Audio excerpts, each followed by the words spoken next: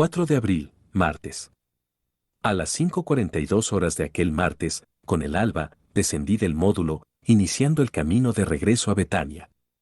El cielo había recobrado su hermoso azul celeste y la temperatura, aunque ligeramente más baja que en días anteriores, la cuna registró 11 grados centígrados en el momento de mi despedida de Eliseo, resultaba soportable.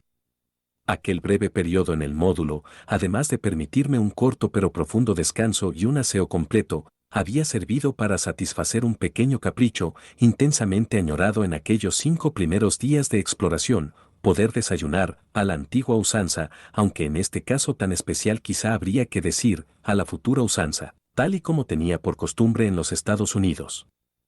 Así que bajo la mirada divertida de mi compañero, yo mismo preparé los huevos revueltos, el bacon, las tostadas con mantequilla y 2 generosas tazas de café humeante.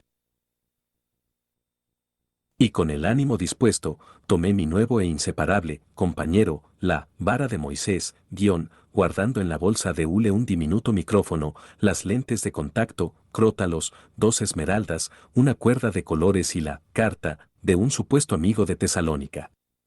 Todo ello, como iremos viendo, de suma importancia para el desarrollo de mi misión. Conforme me aproximaba a Betania, siguiendo la misma vereda que había tomado la noche anterior para mi regreso a la cuna, una creciente curiosidad fue apoderándose de mí. ¿Qué me depararía el destino en aquellos 2 días, martes y miércoles, de los que apenas si se habla en las crónicas evangélicas? ¿Qué haría Jesús de Nazaret durante las horas que precedieron a su prendimiento? Aquella inquietud me hizo acelerar el paso. Cuando me hallaba a un tiro de piedra del camino que conduce de Jerusalén a Jericó y que atravesaba Betania, un espeso matorral me llamó la atención. Se trataba de bellos racimos de juncias, de la especie, sultán, muy apreciadas por las mujeres judías. Yo sabía que las hebreas gustaban de adornar sus cabellos con manojos de estas olorosas flores, extrayendo también de sus pequeños tubérculos ovoideos, algo menores que las avellanas, una especie de refrescante licor, de un sabor muy similar a la horchata. Contento por mi descubrimiento, arranqué un copioso ramo y proseguí la marcha.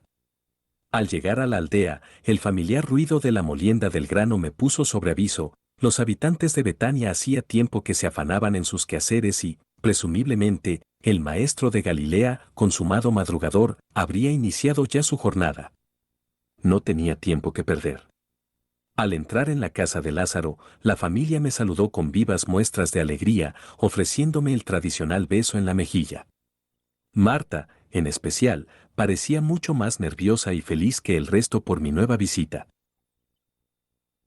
Pero su turbación llegó al límite cuando, inesperadamente, puse en sus manos el racimo de juncias.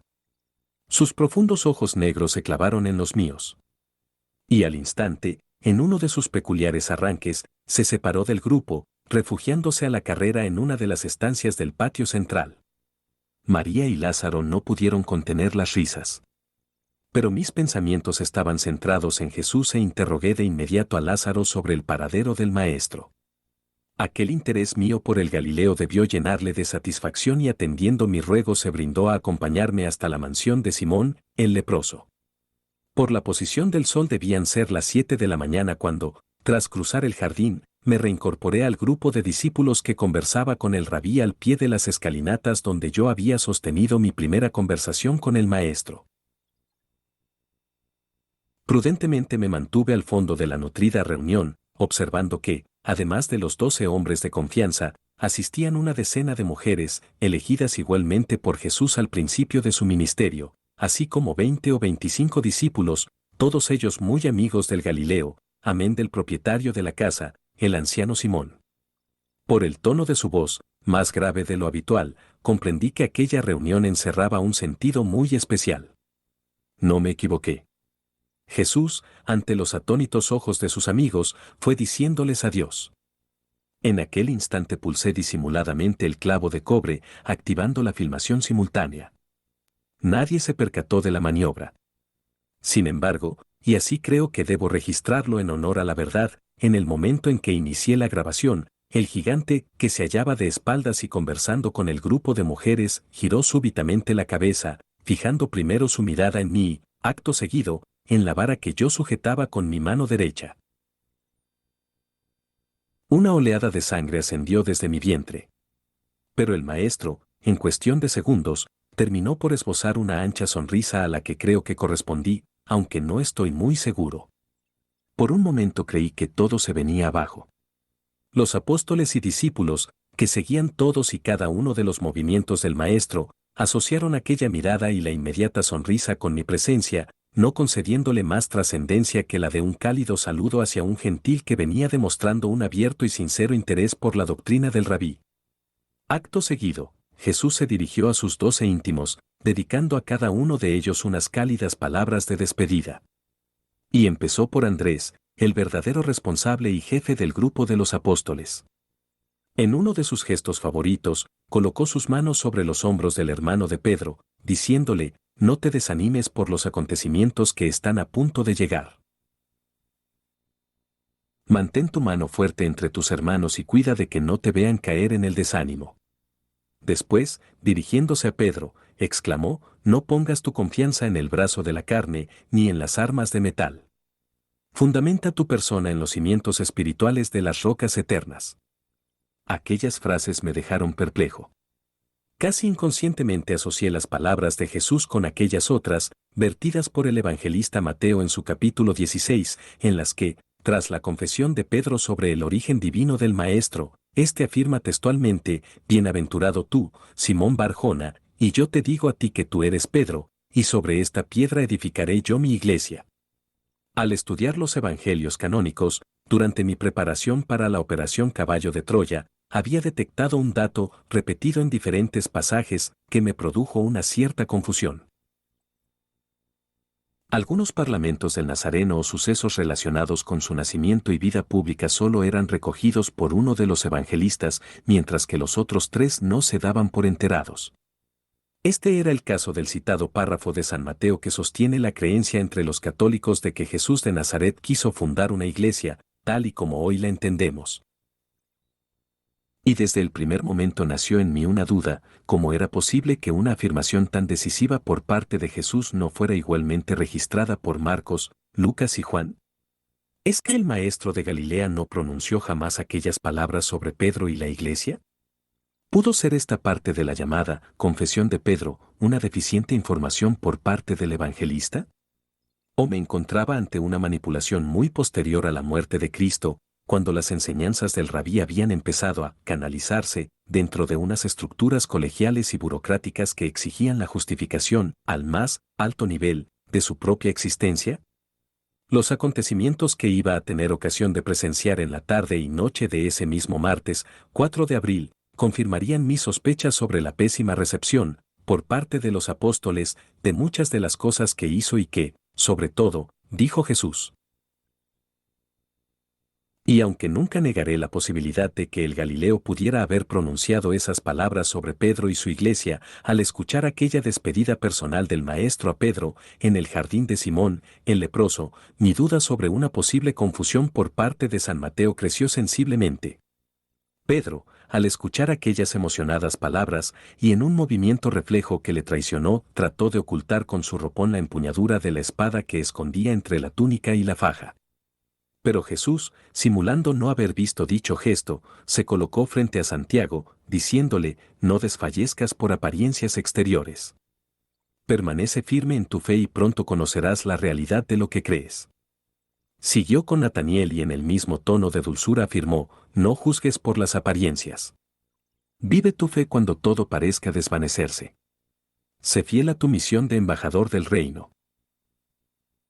Al imperturbable Felipe, el hombre práctico del grupo, le despidió con estas palabras, no te sobrecojas por los acontecimientos que se van a producir. Permanece tranquilo, aun cuando no puedas ver el camino. Sé leal a tu voto de consagración. A Mateo, seguidamente, le habló así, no olvides la gracia que recibiste del reino. No permitas que nadie te estafe en tu recompensa eterna. Así como has resistido tus inclinaciones de la naturaleza mortal, desea permanecer resuelto. En cuanto a Tomás, su despedida fue así, no importa lo difícil que pueda ser, ahora debes caminar sobre la fe y no sobre la vista. No dudes que yo puedo terminar el trabajo que he comenzado. Aquellas palabras a Tomás, el gran escéptico, fueron especialmente proféticas. No permitáis que lo que no podéis comprender os aplaste, les dijo a los gemelos. Sed fieles a los afectos de vuestros corazones y no pongáis vuestra fe en grandes hombres o en la actitud cambiante de la gente. Permaneced entre vuestros hermanos. Después, llegando frente a Simón Zelotes, el discípulo más politizado, prosiguió, Simón, puede que te aplaste el desconcierto, pero tu espíritu se levantará sobre todos los que vayan contra ti. Lo que no has sabido aprender de mí, mi espíritu te lo enseñará. Busca las verdaderas realidades del espíritu y deja de sentirte atraído por las sombras irreales y materiales. El penúltimo apóstol era el joven Juan. El maestro tomó sus manos entre las suyas, diciéndole, sé suave. Ama incluso a tus enemigos. Sé tolerante. Y recuerda que yo he creído en ti. Juan, con los ojos humedecidos, retuvo las manos de Jesús, al tiempo que exclamaba con un hilo de voz, pero, Señor, ¿es que te marchas? A juzgar por las expresiones de sus rostros, estoy seguro que todos se habían formulado aquella misma pregunta. Sin embargo, sus ánimos estaban tan maltrechos y confusos que ninguno, excepto el sincero y valiente Juan, se atrevió a expresarla en voz alta. Por último, el maestro se aproximó al larguirucho Judas Iscariote. Desde el primer momento, la compleja y atormentada personalidad de aquel hombre me habían atraído de forma especial. En la medida de mis posibilidades, procuré no perderle de vista. Y puedo adelantar ya que las motivaciones que le empujaron a traicionar a Jesús no fueron, como se insinúa en los evangelios, las del dinero. Para un hombre como él, la consideración de los demás y la vanagloria personal estaban muy por encima de la avaricia. Judas, le dijo el Galileo, te he amado y he rezado para que ames a tus hermanos. No te sientas cansado de hacer el bien. Te aviso para que tengas cuidado con los resbaladizos caminos de la adulación y con los dardos venenosos del ridículo. Jesús, evidentemente, conocía muy bien el carácter del traidor. Cuando hubo terminado de despedirse, el maestro, con una cierta sombra de tristeza en su rostro, tomó a Lázaro por el brazo y se alejó del grupo, adentrándose en el jardín. Solo después de su muerte, cuando faltaban escasas horas para mi regreso al módulo, Marta me confesaría cuál había sido el tema de aquella conversación privada entre Jesús de Nazaret y su hermano. Jesús recobró con presteza su habitual buen humor. Y después de ordenar a los discípulos que dispusieran aquella misma mañana el campamento en el Olivete, rogó a Pedro, Andrés, Juan y Santiago que se adelantaran con él a Jerusalén. Mi elección no ofrecía duda y en compañía de un reducido grupo de discípulos seguí los pasos de aquellos 5 hombres. Como era ya costumbre, el Nazareno, con una envidiable forma física, cubrió la empinada vertiente oriental del Monte de los Olivos en poco más de media hora. Cuando, al fin, alcanzamos la cima, Jesús y los apóstoles, lejos de detenerse a descansar, se alejaban ya, colina abajo, en dirección al torrente seco del Cedrón. Pero, contra lo que imaginaba, el maestro no parecía tener excesiva prisa por entrar en la ciudad santa. Y se detuvo en la citada falda occidental del Olivete, en una explanada en la que se apretaban decenas de tiendas, la mayoría ocupadas por peregrinos procedentes de Galilea, así como por comerciantes de lanas y vendedores de animales para los sacrificios rituales. Por lo que pude comprobar, algunas de aquellas familias conocían de antiguo al Galileo y le rogaron que se sentara junto a ellos. El maestro aceptó con gusto, acariciando a los niños y mostrándose encantado cuando una de las hebreas le presentó un cuenco de barro con leche de cabra recién ordeñada, según dijo. Al instante, otra mujer colocaba sobre la estera de paja sobre la que había tomado asiento el rabí una bandeja de madera con un puñado de dátiles y una especie de torta de color blanco amarillento y que, según uno de mis acompañantes, era conocida por el nombre de pan de higos. 1. Sonriente, el nazareno apartó con su mano izquierda las numerosas moscas que trataban de posarse en la leche y, tomando el recipiente con ambas manos, se lo llevó a la boca, bebiendo lenta y placenteramente. Poco después, tras despedirse de sus anfitriones, realizó otras 2 visitas. Hacia la hora tercia, las 9 de la mañana, el grupo prosiguió su camino hacia Jerusalén. Fue entonces cuando Pedro y Santiago, que llevaban varios días enzarzados en una polémica sobre las enseñanzas de su maestro en relación con el perdón de los pecados, decidieron salir de dudas. Y Pedro tomó la palabra: Maestro, Santiago y yo no estamos de acuerdo respecto a tus enseñanzas sobre la redención del pecado. Santiago afirma que tú enseñas que el Padre nos perdona, incluso, antes de que se lo pidamos. Yo mantengo que el arrepentimiento y la confesión deben ir por delante del perdón. ¿Quién de los dos está en lo cierto? Algo sorprendido por la pregunta, Jesús se detuvo frente a la muralla oriental del templo y, mirando intensamente a los cuatro, respondió: Hermanos míos, erráis en vuestras opiniones porque no comprendéis la naturaleza de las íntimas y amantes relaciones entre la criatura y el Creador, entre los hombres y Dios. No alcanzáis a conocer la simpatía comprensiva que los padres sabios tienen para con sus hijos inmaduros y a veces equivocados. Es verdaderamente dudoso que un padre inteligente y amante se ponga alguna vez a perdonar a un hijo normal. Relaciones de comprensión, asociadas con el amor impiden, efectivamente, esas desavenencias que más tarde necesitan el reajuste y arrepentimiento por el hijo, con perdón por parte del padre. Yo os digo que una parte de cada padre vive en el hijo. Y el padre disfruta de prioridad y superioridad de comprensión en todos los asuntos relacionados con su hijo. El padre puede ver la inmadurez del hijo por medio de su propia madurez, la experiencia más madura del viejo. Pues bien, con los hijos pequeños, el Padre Celestial posee una infinita y divina simpatía y comprensión amorosa. El perdón divino, por tanto, es inevitable. Es inherente e inalienable a la infinita comprensión de Dios y a su perfecto conocimiento de todo lo concerniente a los juicios erróneos y elecciones equivocadas del Hijo.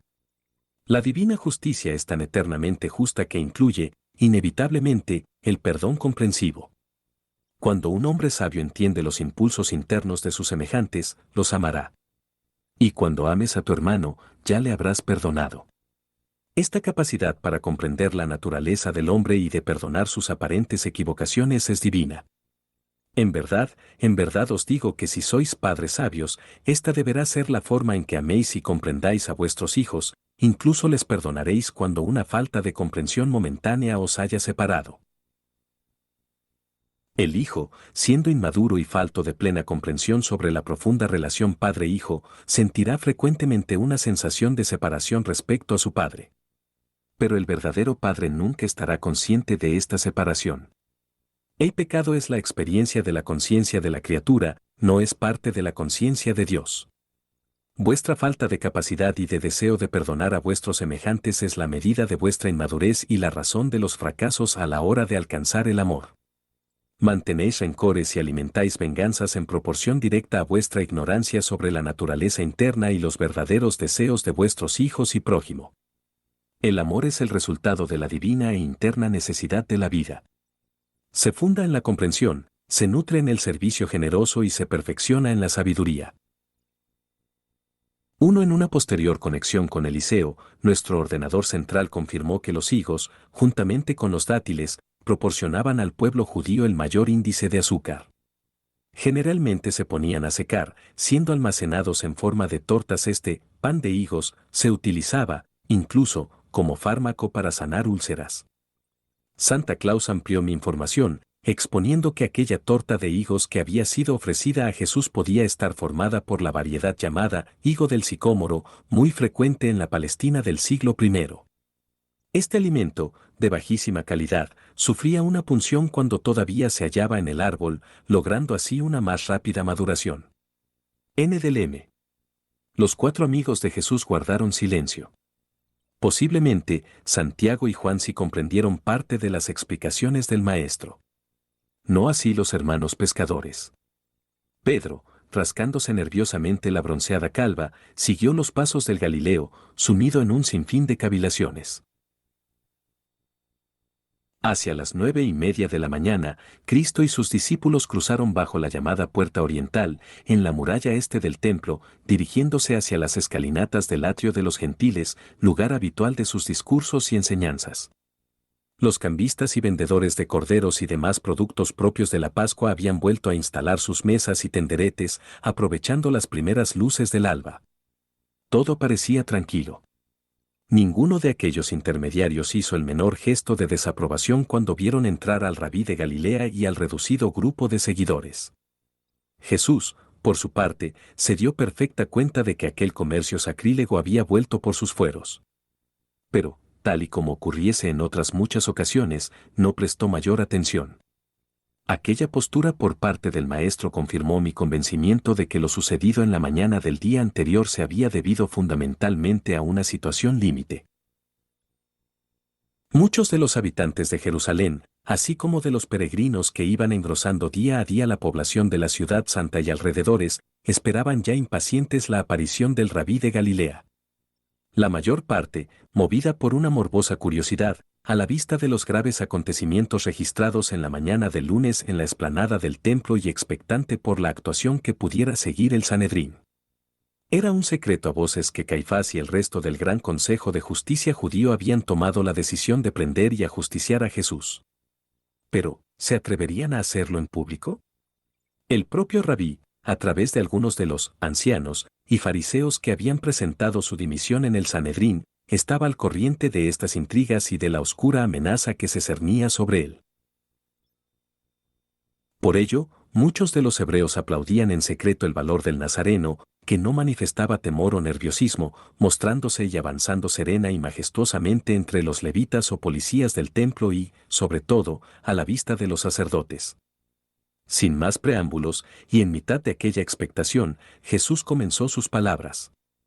Pero, apenas se había empezado cuando, un grupo de alumnos de las escuelas de escribas, destacándose entre el gentío, interrumpió al maestro, preguntándole, Rabí, sabemos que eres un enseñante que está en lo cierto y sabemos que proclamas los caminos de la verdad y que solo sirves a Dios, pues no temes a ningún hombre. Sabemos también que no te importa quiénes sean las personas. Señor, solo somos estudiantes y quisiéramos conocer la verdad sobre un asunto que nos preocupa. ¿Es justo para nosotros dar tributo al César? ¿Debemos dar o no debemos dar? En aquel instante, uno de los sirvientes de Nicodemo, que profesaba desde hacía tiempo la doctrina de Jesús, hizo un comentario en voz baja, recordándonos que aquella impertinente interrupción formaba parte del plan, trazado en la fatídica reunión del Sanedrín del día anterior. Los fariseos, escribas y saduceos, en efecto, habían unido sus votos para, en principio, formar grupos especializados que tratasen de ridiculizar y desprestigiar públicamente al Galileo. Aquel típico silencio, propio de los momentos de gran tensión, fue roto por el nazareno quien, en un tono irónico, como si conociese a la perfección la falsa ignorancia de aquellos muchachos, entre los que se hallaba una especial representación de los herodianos, uno les preguntó a su vez, ¿por qué venís así, a provocarme? Y acto seguido, extendiendo su mano izquierda hacia los estudiantes, les ordenó con voz firme, mostradme la moneda del tributo y os contestaré. El portavoz de los alumnos le entregó un denario de plata dos y el maestro, después de mirar ambas caras, repuso, aquel grupo era partidario de la dinastía de Herodes y, entre otras misiones, tenían la de denunciar a la autoridad romana cualquier movimiento o ataque, incluso verbal, contra el César. N del M. 2. El denario de plata era una moneda de curso legal en aquel tiempo. Según Santa Claus, equivalía a algo menos del sueldo de 2 días de un legionario romano. En tiempos de César, el estipendio anual de un soldado romano, legionario, era de 150 denarios. Augusto le añadiría un nuevo sobresueldo, alcanzando la cifra de 225 denarios de ¿qué imagen e inscripción lleva esta moneda? Los jóvenes se miraron con extrañeza y respondieron, dando por sentado que el rabí conocía perfectamente la respuesta, la del César. Entonces, contestó Jesús, devolviéndoles la moneda, dad al César lo que es del César, a Dios lo que es de Dios y a mí, lo que es mío. La multitud, maravillada ante la astucia y sagacidad de Jesús, prorrumpió en aplausos, mientras los aspirantes a escribas y sus cómplices, los herodianos, se retiraban avergonzados.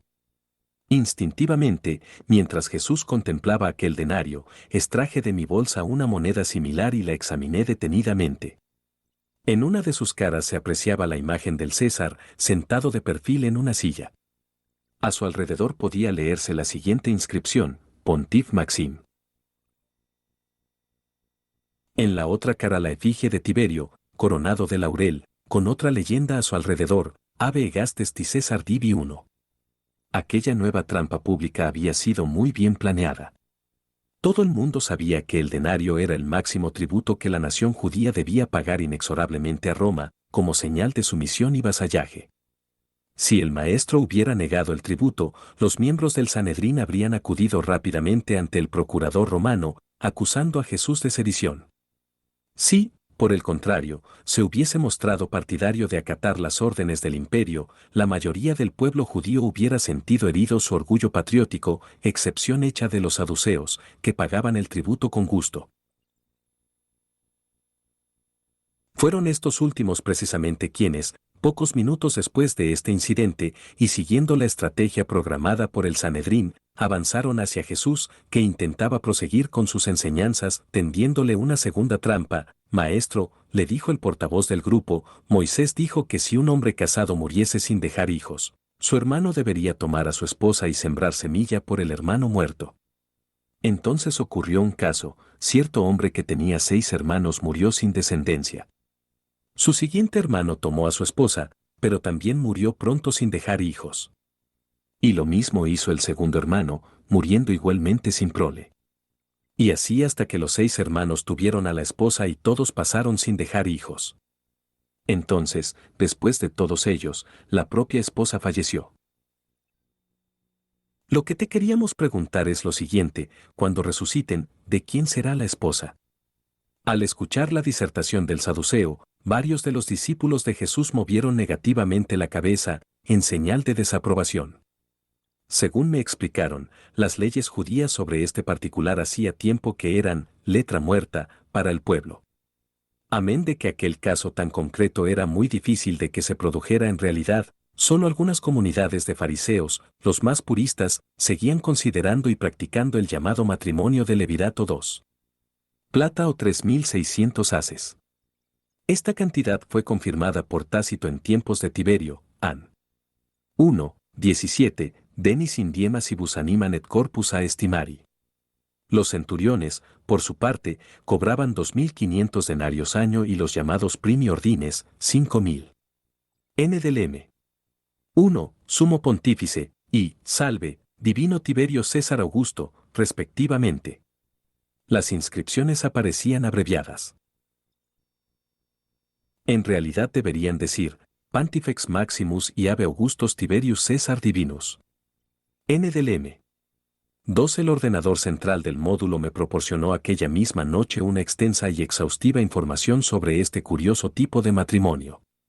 La tradición oral hebrea, recogida en la Misná, orden tercero, dedicado a las Yevamoto cuñadas, y según las leyes contenidas en el Deuteronomio 25, 5-10, establecía que, cuando 2 hermanos habitaban uno junto al otro y uno de ellos muere sin dejar hijos, la mujer del muerto no se casará con un extraño, su cuñado irá a ella y la tomará por mujer. El primogénito que de ella tenga llevará el nombre del hermano muerto, para que su nombre no desaparezca de Israel. Pero, si el hermano se negase a tomar por mujer a 50 cuñada, subirá ésta a la puerta, a los ancianos, y les dirá, mi cuñado se niega a suscitar en Israel el nombre de su hermano, no quiere cumplir su obligación de cuñado, tomándome por mujer. Los ancianos de la ciudad le harán venir y le hablarán. Si persiste en la negativa, su cuñada se acercará a él en presencia de los ancianos, le quitará del pie un zapato y le escupirá en la cara, diciendo, esto se hace con el hombre que no sostiene a la casa de su hermano. Y su caía será llamada en Israel la casa del descalzado. Este matrimonio, que es obligatorio, se denomina yibum, es decir, de levirato, de levir, cuñado. Cuando la cuñada quedaba con sucesión, este matrimonio estaba prohibido. A partir de la llamada ceremonia del zapato, la cuñada quedaba libre para contraer matrimonio con cualquiera. Con el paso de los siglos, esta norma fue perdiéndose y en tiempos de Jesús apenas si era practicada, encerrando, en el mejor de los casos, un carácter puramente simbólico o de trámite legal. N del M. El rabí, aun sabiendo la falta de sinceridad de aquellos saduceos, accedió a contestar. Y les dijo, todos erráis al hacer tales preguntas porque no conocéis las Escrituras ni el poder viviente de Dios. Sabéis que los hijos de este mundo pueden casarse y ser dados en matrimonio, pero no parecéis comprender que los que se hacen merecedores de los mundos venideros a través de la resurrección de los justos, ni se casan ni son dados en matrimonio. Los que experimentan la resurrección de entre los muertos son más como los ángeles del cielo y nunca mueren. Estos resucitados son eternamente hijos de Dios. Son los hijos de la luz. Incluso vuestro padre, Moisés, comprendió esto. Ante la zarza ardiente oyó al Padre decir, soy el Dios de Abraham, el Dios de Isaac y el Dios de Jacob. Y así, junto a Moisés, yo declaro que mi Padre no es el Dios de los muertos, sino de los vivos. En él, todos vosotros os reproducís y poseéis vuestra existencia mortal. Los saduceos se retiraron, presa de una gran confusión, mientras sus seculares enemigos, los fariseos, llegaban a exclamar a voz en grito, verdad, verdad, verdad, maestro. Has contestado bien a estos incrédulos. Quedé nuevamente sorprendido, al igual que aquella multitud, por la sagacidad y reflejos mentales de aquel gigante. Jesús conocía la doctrina de esta secta, que sólo aceptaba como válidos los 5 textos llamados los libros de Moisés. Y recurrió precisamente a Moisés en su respuesta, desarmando a los saduceos. Pero, desde mi punto de vista, los fariseos que aplaudieron las palabras del Maestro no entendieron tampoco la profundidad del mensaje del Nazareno cuando aludió con voz rotunda a los que experimentan la resurrección de entre los muertos. Los santos, o separados, como se les llamaba popularmente a los fariseos, creían que, en la resurrección, los cuerpos se levantaban físicamente. Y Jesús, en sus afirmaciones, no se refirió a este tipo de resurrección. El maestro parecía resignado a suspender temporalmente su predicación y esperó en silencio una nueva pregunta. La verdad es que llegó a los pocos momentos, de labios de aquel mismo grupo de fariseos que había simulado tan cálidos elogios hacia el rabí. Uno de ellos, señalando a Jesús, expuso un tema que conmovió de nuevo al gentío. Maestro, le dijo, soy abogado y me gustaría preguntarte cuál es, en tu opinión, el mayor mandamiento. Sin conceder un segundo siquiera a la reflexión y elevando aún más su potente voz, el gigante repuso, no hay más que un mandamiento y ese es el mayor de todos.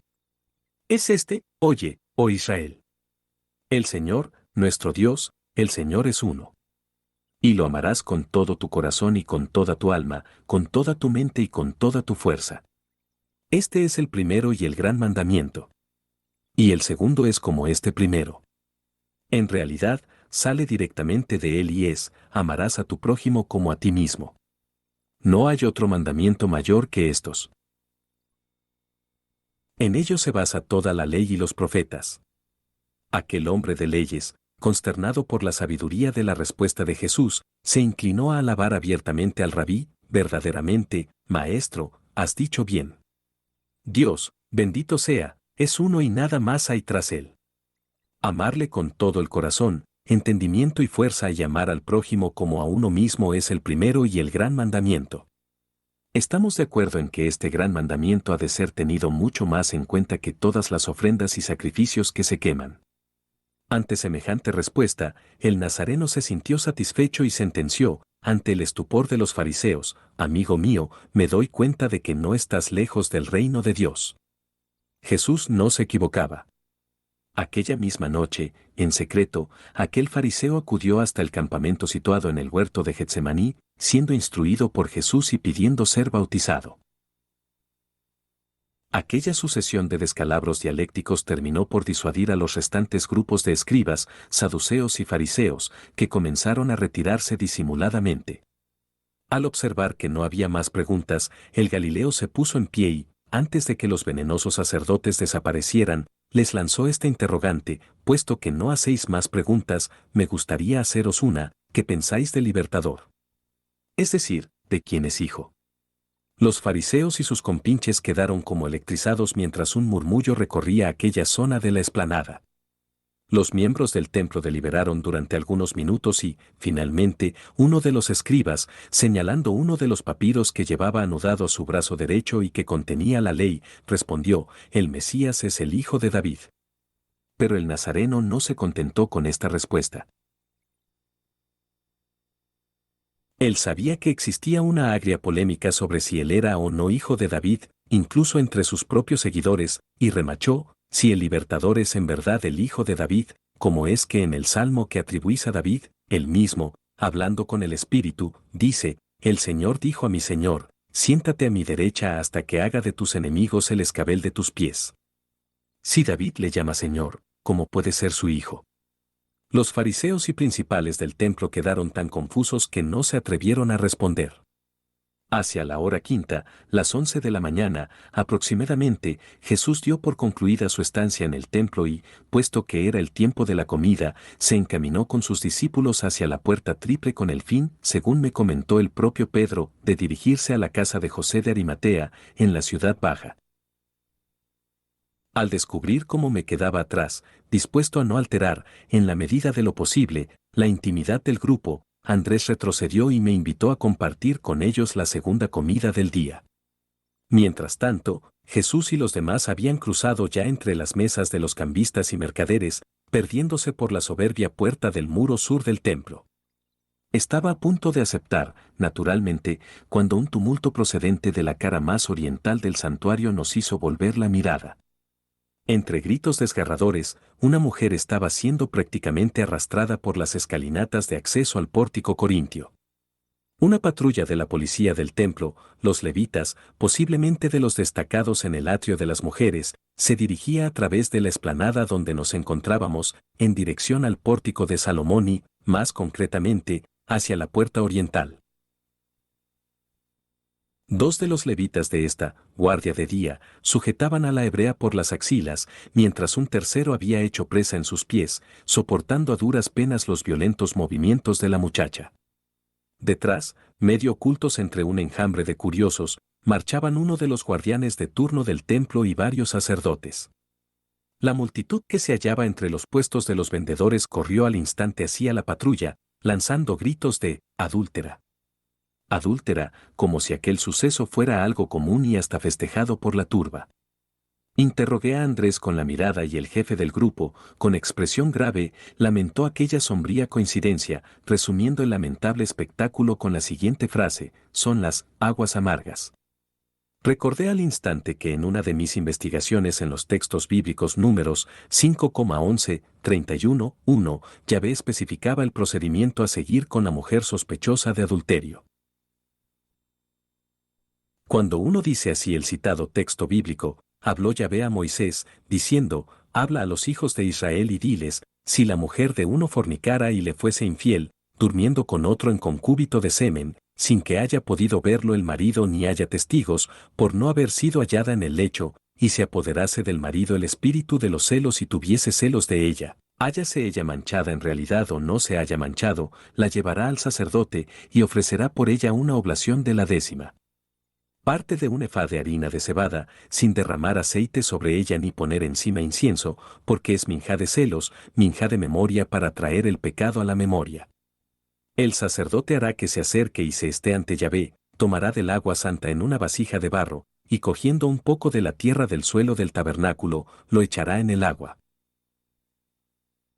Luego, el sacerdote, haciendo estar a la mujer ante Yahvé, le descubrirá la cabeza y le pondrá en las manos la minjá de memoria, la minjá de los celos, teniendo él en la mano el agua amarga de la maldición, y la conjurará, diciendo, si no ha dormido contigo ninguno, y si no te has descarriado, contaminándote y siendo infiel a tu marido, indemne seas del agua amarga de la maldición, pero si te descarriaste y fornicaste infiel a tu marido, contaminándote y durmiendo con otro, aquí el sacerdote la conjurará con el juramento de execración, diciendo hágate Yahvé maldición y execración en medio de tu pueblo, y séquense tus muslos e hínchese tu vientre, entre esta agua de maldición en tus entrañas para hacer que tu vientre se hinche y se pudran tus músculos. La mujer contestará, amén, amén. El sacerdote escribirá estas maldiciones en una hoja y las diluirá en el agua amarga, y hará beber a la mujer el agua amarga de la maldición. Luego tomará de la mano de la mujer la minjá de los celos y la agitará ante Yahvé, y la llevará al altar, y tomando un puñado de la ofrenda de la memoria, lo quemará en el altar, haciendo después beber el agua a la mujer. Darále a beber el agua, y si se hubiese contaminado, siendo infiel a su marido, el agua de maldición entrará en ella con su amargura, se le hinchará el vientre, se le secarán los muslos, y será maldición en medio de su pueblo. Si, por el contrario, no se contaminó y es pura, quedará ilesa y será fecunda. Así el marido quedará libre de culpa, y la mujer llevará sobre sí su pecado. N del M. El marido creía que su esposa le era infiel, llevaba a ésta hasta el sacerdote, obligándola a confesar. Si se negaba a reconocer su culpa, la desdichada tenía que pasar por la prueba, una especie de juicio de Dios, de las aguas amargas. El sacerdote preparaba un brebaje especial, compuesto, según reza en la Biblia, por tierra del tabernáculo y la tinta con la que escribía el ritual de las maldiciones, previamente diluida en agua, y, entre ceremonias religiosas, daba a beber dicha poción a la sospechosa. La creencia judía enseñaba que, si la mujer era realmente culpable, el misterioso líquido atacaba sus entrañas, matándola. Por el contrario, si era inocente, las aguas amargas no alteraban su organismo uno. Para una mente racional, aquella prueba dejaba mucho que desear en cuanto a su posible objetividad. Pero, a decir verdad, lo que avivó mi curiosidad fue la fórmula de aquella pócima. ¿Qué podía contener? Estaba ante una oportunidad única y supliqué a Andrés que me acompañara. Quería presenciar la ejecución de la sentencia y, si fuera posible, hacerme con una muestra de la tinta utilizada para la fabricación de las aguas amargas. Andrés comprendió a medias mi aparentemente morboso deseo y a regañadientes consintió en concederme unos minutos. Cruzamos bajo el arco de piedra de la puerta oriental, abriéndonos paso entre el gentío que rodeaba ya a la patrulla. Varios levitas habían formado un círculo o cordón de seguridad de unos 10 metros de diámetro. En el centro, la mujer, siempre sujeta por los policías del templo, permanecía en pie, sollozando. Había sido vestida con una túnica negra y despojada de todos sus adornos. Mi compañero me explicó que aquella era la última fase de un proceso que se había iniciado en la mañana del pasado lunes. Los jueces del Gran o Pequeño Sanedrín se reunían precisamente los lunes y jueves de cada semana para despachar los asuntos pendientes. Este caso de supuesto adulterio había sido llevado por el Pequeño Sanedrín, formado por 23 jueces.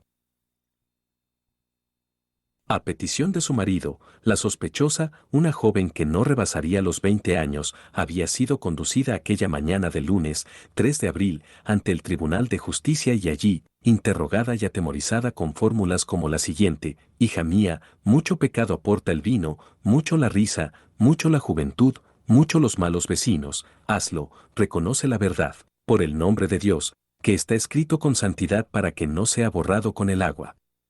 Pero, a juzgar por lo que estaba sucediendo, la infeliz se había declarado inocente y el Pequeño Sanedrín dictaminó que debía someterse a la prueba de las aguas amargas. Cuando interrogué a Andrés sobre la suerte de aquella hebrea, en el caso de que se hubiera declarado culpable, el apóstol me insinuó que no sabía qué podía ser peor. Si la mujer judía decía ante el tribunal, soy impura, se le obligaba a firmar la renuncia a su dote, procediéndose entonces a la consumación del libelo de divorcio. Como bien apuntaba Andrés, en estas circunstancias, la esposa quedaba en la más absoluta miseria, tenía que abandonar el hogar y a sus hijos, siendo despreciada de por vida. Aquellas leyes establecían el derecho al divorcio, única y exclusivamente de parte del hombre. 2. Esto se prestaba a constantes abusos, caprichos e injusticias. Si el marido deseaba quedarse con la dote que la mujer aportaba al matrimonio y, al mismo tiempo, recobrar su soltería, solo tenía que acusar a la esposa de infidelidad. Una de dos: o la mujer fallecía a causa de las aguas amargas, o cargaba con la supuesta culpa, con las consecuencias ya mencionadas. Tal y como sospechaba, era sumamente raro que la víctima sobreviviera a la ingestión de aquel brebaje. En suma, que aquella desgraciada, tras declarar que era pura, había sido conducida a través de la puerta de Nicanor, tal y como marcaba la tradición, hasta la estrecha explanada existente al pie de la muralla oriental del templo, al mismo lugar donde se llevaban a cabo las ceremonias de purificación de leprosos y parturientas. Un Santa Claus, nuestro ordenador, completó mi información sobre las aguas amargas, añadiendo que ya en el código de Hammurabi existía un precedente similar. Si una mujer resultaba sospechosa de adulterio, era arrojada a la corriente del Eufrates. Si salía con vida era considerada inocente. Si perecía, su culpabilidad era manifiesta. N del M. 2. La mujer judía solo tenía derecho a pedir el divorcio si su marido ejercía una de estas tres profesiones: recogedor de inmundicias de perro, basurero, fundidor de cobre o curtidor. Lista recogida en el escrito rabínico Ketubot 7. 108. Y ello se debía, únicamente, al mal olor producido por dichas actividades. La ley estipulaba también que la esposa podía solicitar el divorcio si, a partir de los 13 años, el marido la obligaba a hacer votos, abusando de su dignidad, o si aquel padecía de lepra o pólipos.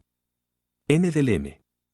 Uno de los sacerdotes se destacó entonces de entre la muchedumbre y con paso decidido se situó frente a la joven, haciendo su túnica con la mano izquierda y a la altura del vientre.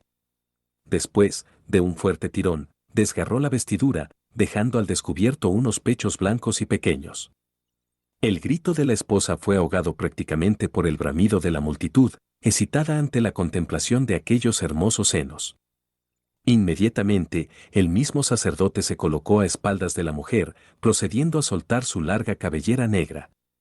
Andrés, nervioso y disgustado, hizo ademán de retirarse. Tratando entonces de ganar tiempo y de aprovechar aquel lógico deseo de mi amigo de evitar tan lamentable suceso, tomé mi bolsa de hule y puse en su mano 2 denarios de plata. Andrés me miró sin comprender. «Deseo pedirte un nuevo favor», le dije.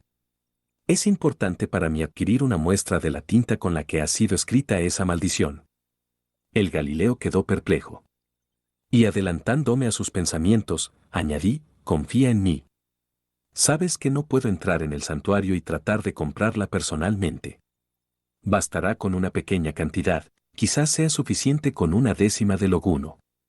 Seguí mirando fijamente a Andrés, intentando transmitirle un mínimo de confianza.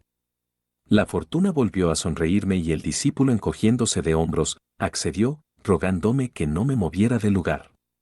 Mientras Andrés volvía a penetrar en el recinto del templo, me reincorporé a la marcha de los acontecimientos. El sacerdote que había desgarrado la túnica de la mujer se hallaba ahora deliberando con el resto de los miembros del templo. De vez en cuando volvían la cabeza hacia aquella infeliz, enzarzándose en nuevas y encendidas polémicas. Uno de ellos dejó el corrillo y caminó unos pasos, situándose a un palmo de la sospechosa de adulterio. Sin inmutarse ante las lágrimas de la mujer, se inclinó ligeramente, inspeccionando de cerca los pequeños y oscuros pezones. Al cabo de unos minutos retornó al centro de la reunión, iniciándose una nueva y aún más áspera controversia. Al final, y tras llegar a un acuerdo, otro de los sacerdotes tomó un cinturón egipcio, formado por cuerdas entrelazadas, y se dirigió hacia la muchacha.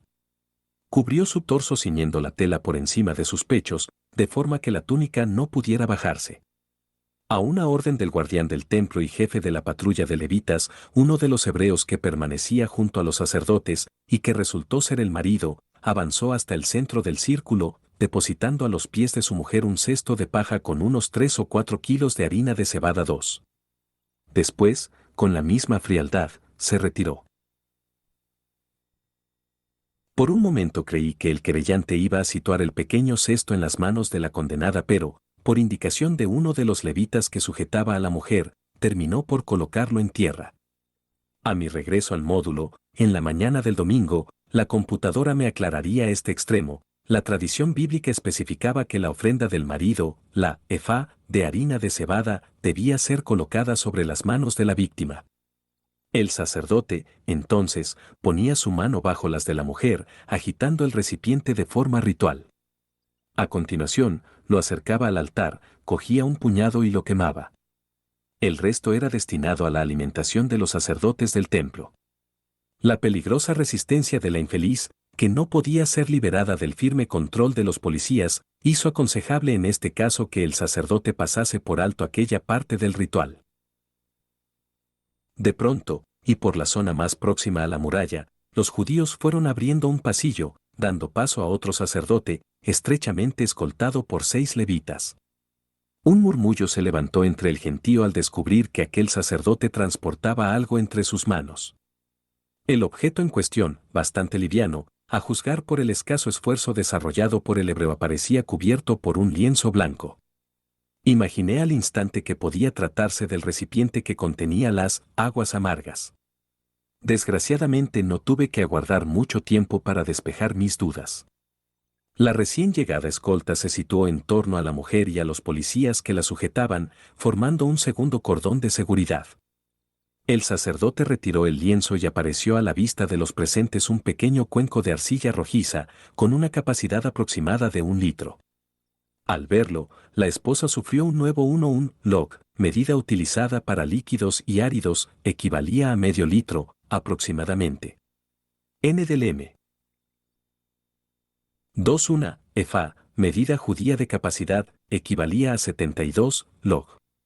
En este caso, la Biblia estimaba que debía ofrendarse 1/10 de efa, es decir, 72 log, o, lo que es lo mismo, unos 3 kilos y 600 gramos, aproximadamente. N del M. Ataque de desesperación, convulsionándose violentamente y profiriendo unos alaridos que hicieron levantar el vuelo de las numerosas palomas que se hallaban posadas sobre los torreones y cúpula del templo. Un silencio total, roto únicamente por los aullidos de la prisionera, cayó poco a poco sobre el lugar. El sacerdote que portaba la vasija de barro levantó entonces su voz, conminando a la mujer a que, por última vez, se declarara culpable o inocente. El gentío aguardó expectante. Pero la hebrea, entre gemidos cada vez más apagados, solo acertó a pronunciar 2 palabras fatídicas: soy pura. El miembro del templo, que parecía tener una incomprensible prisa, volvió la cabeza hacia uno de los levitas, musitándole algo al oído. El policía dejó entonces su puesto, uniéndose a los 3 compañeros que retenían a la joven. Y situándose a espaldas de la víctima la sujetó por la espesa mata de pelo, tirando de los cabellos hacia abajo y obligándola a mantener el rostro cara al cielo. Los gritos arreciaron. Mientras la patrulla afianzaba sus pies sobre el áspero terreno, sujetando con nuevos bríos los brazos y piernas de la mujer, otros 2 policías se situaron a escasos centímetros de ella, cada uno frente a un costado. Y como si aquella operación hubiera sido largamente estudiada o practicada, mientras el levita del flanco izquierdo cerraba con sus dedos la nariz de la adúltera, el del costado derecho situó sus manos a escasa altura de la cara, esperando a que el peligro de asfixia obligara a abrir la boca a la judía. Entre sollozos y resoplidos mal contenidos, la muchacha terminó por aspirar aire. Como movidas por un resorte, las manos del policía se hundieron en el interior de la boca, separando violentamente la mandíbula inferior. En décimas de segundo, el sacerdote que portaba el cuenco dio un paso hacia adelante, vertiendo su contenido en la boca de la víctima. A pesar de los 6 policías que tomaban parte en la inmovilización de la hebrea, ésta consiguió ladear levemente la cabeza, haciendo que parte de aquel líquido negruzco se derramara por sus mejillas, cuello y túnica. Una vez apurado el brebaje, el sacerdote retrocedió, al tiempo que los levitas de los costados dejaban libres nariz y boca. El que tiraba del cabello, sin embargo, al igual que los 3 que aprisionaban sus brazos y piernas, siguió en su puesto. A pesar de mi preparación para esta misión, una oleada de indignación me conmovió de pies a cabeza. Sin embargo, tal y como estaba establecido por caballo de Troya, yo no podía hacer otra cosa que asistir impasible a aquel trágico suceso. Ahora reconozco que fue una prueba decisiva para asimilar mi misión y poder asistir, con toda frialdad, a las no menos dramáticas horas del Viernes Santo. No habrían transcurrido ni 5 minutos cuando la mujer comenzó a sufrir una serie de espasmos. Sus rodillas se doblaron, mientras los levitas trataban de mantenerla erguida. Después, al analizar la muestra de tinta, comprendí que aquella actitud de los policías tenía un único y bien estudiado objetivo: evitar que, al caer al suelo y flexionar el abdomen, la condenada pudiera vomitar las aguas amargas, anulando así sus efectos. Lentamente, la joven esposa fue perdiendo fuerza. Su rostro adquirió un tinte amarillento y sus ojos, muy abiertos y fijos en aquel azul infinito del cielo de Jerusalén, se abultaron, al tiempo que las grandes arterias del cuello se hinchaban de forma alarmante. Evidentemente, el veneno había surtido efecto. Los sacerdotes lo sabían y, al apreciar aquellos síntomas, ordenaron a la patrulla que soltara a la mujer. Al liberarla, ésta cayó desplomada a tierra, mientras las decenas de curiosos comenzaban a desfilar en silencio, cruzando de nuevo la muralla o alejándose ladera abajo, hacia el Cedrón. Fue la voz de Andrés, llamándome desde el arco de la puerta oriental, la que me sacó de la triste contemplación de aquel cuerpo desmayado, o quizás sin vida, rodeado por la policía del templo. Mi amigo debió advertir enseguida mi desolación y, tomándome por el brazo, me condujo a través del atrio de los gentiles en dirección a la ciudad baja. Una vez fuera del templo, el discípulo sacó disimuladamente de entre sus ropas un pequeño jarrito, de unos 17 centímetros de altura, provisto de una sola asa y con la reducida boca circular perfectamente cerrada por un tapón de tela.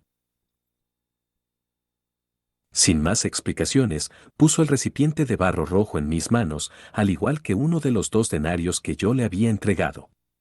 Andrés no hizo una sola pregunta y yo agradecí doblemente su eficacia y discreción. Días más tarde, cuando fue posible analizar el contenido de aquel recipiente, mis sospechas se vieron confirmadas. La tinta en cuestión contenía 4 sustancias principales: añil, carbonato potásico, ácido arsenioso y cal viva. Todo ello, diluido en agua común. La circunstancia clave de que, según rezaba el Antiguo Testamento, la tinta debía ser susceptible de disolverse en agua, redujo considerablemente el panel de tintas utilizadas presumiblemente en el siglo I en Israel. Este importante requisito de la disolución de la tinta en agua, y el no menos decisivo hecho de que provocara en el ser humano los ya referidos efectos, nos condujo casi irremisiblemente a la llamada tinta azul. Nuestros técnicos descubrieron igualmente que uno de sus ingredientes, el ácido arsenioso, no formaba parte en realidad de las sustancias primigenias y necesarias para la composición de la tinta. Junto al añil, al carbonato potásico y a la cal viva aparecía el sulfuro de arsénico, pero nunca el ácido arsenioso. ¿Cómo podía ser esto?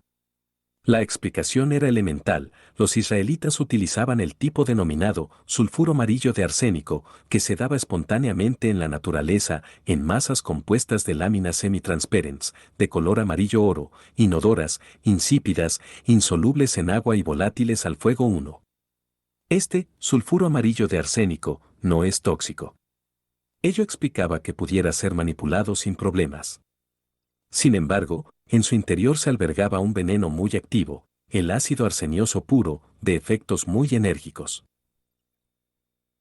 Los judíos conseguían la disolución de este veneno, insoluble en agua, como ya comenté anteriormente, merced a otras sustancias que se aparecían en la composición de la tinta azul, el carbonato potásico y la cal viva, ambos de fuerte poder alcalino 2. Probablemente, el sacerdote encargado de la fabricación de las aguas amargas hervía las 4 primeras sustancias: añil, carbonato potásico, sulfuro amarillo de arsénico y cal viva, consiguiendo una disolución total.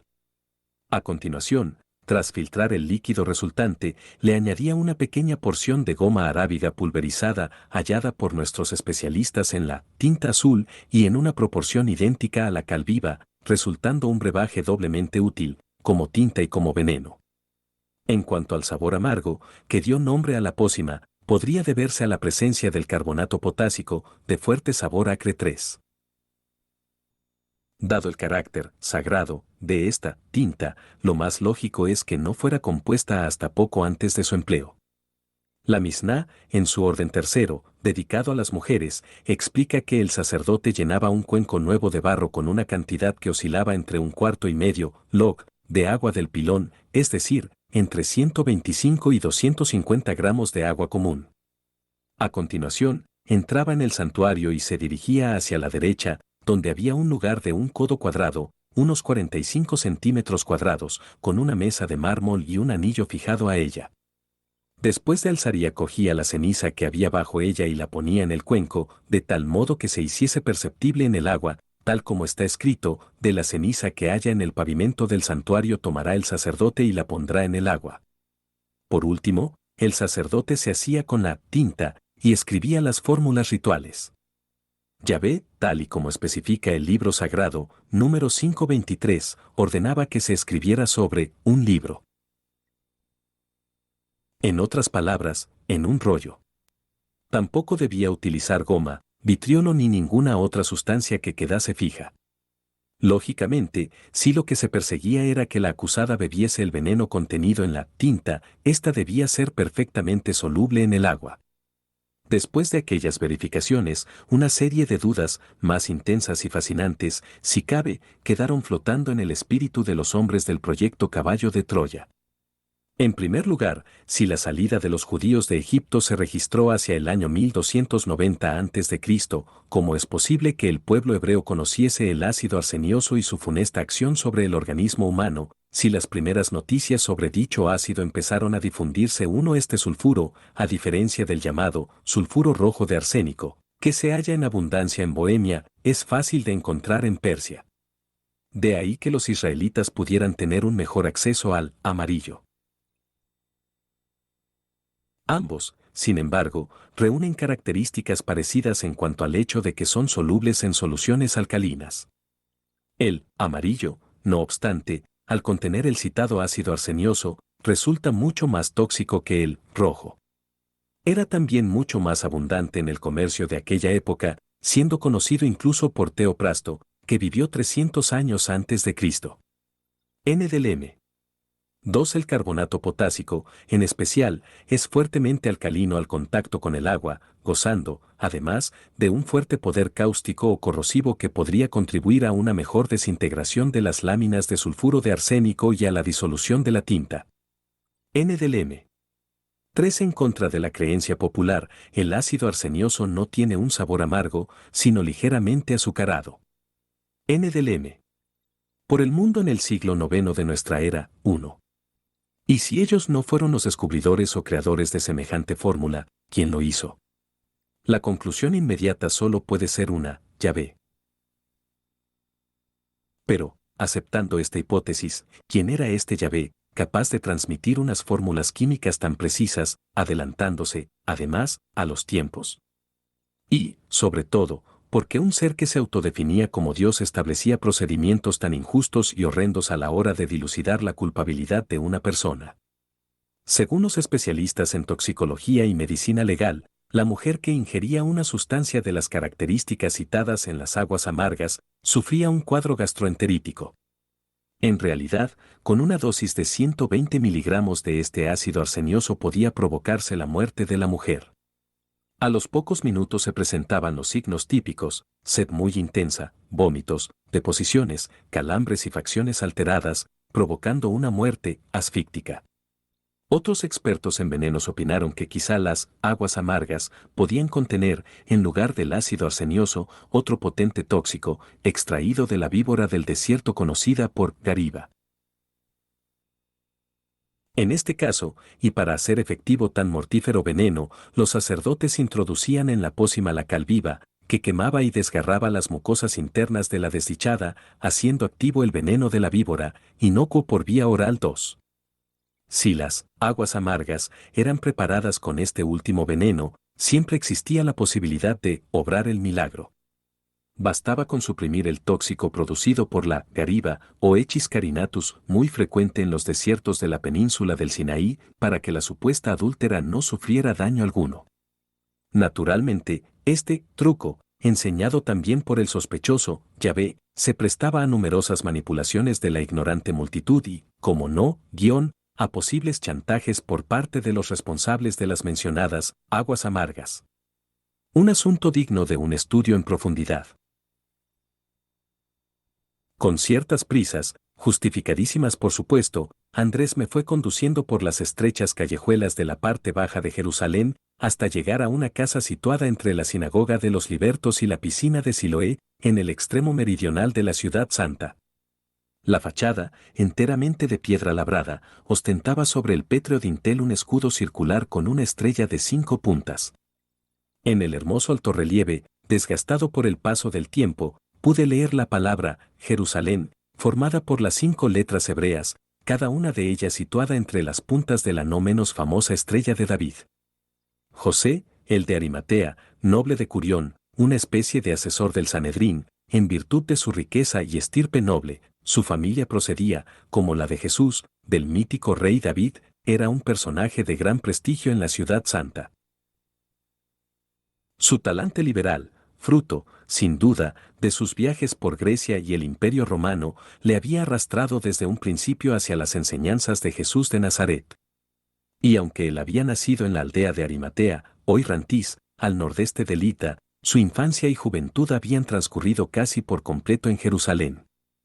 Aquella casa, según me contó a lo largo de aquel almuerzo, había sido levantada por sus antepasados, justamente sobre los restos de la antigua ciudad de David, en el promontorio llamado Ofel.